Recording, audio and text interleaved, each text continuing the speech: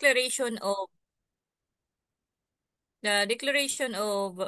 the 8th day of March of every year, declared as a working special holiday to be known as National Women's Day.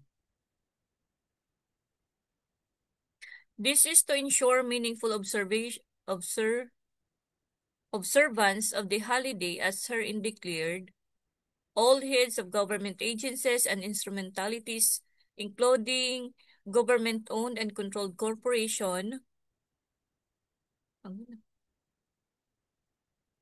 Yan. Government,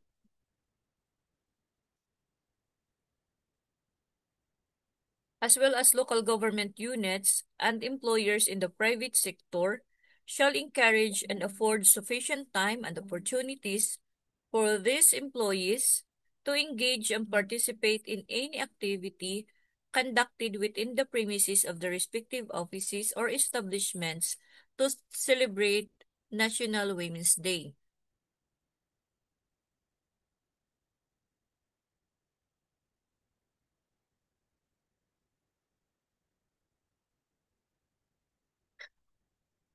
This act shall take effect 2 days following its publication and at least two national newspapers and general circulation. So, this act is simply declares the March 8 as National Women's Day. Pero, sad to say, since it is a special working holiday, wala siyang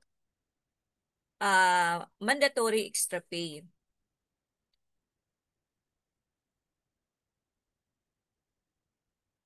Um,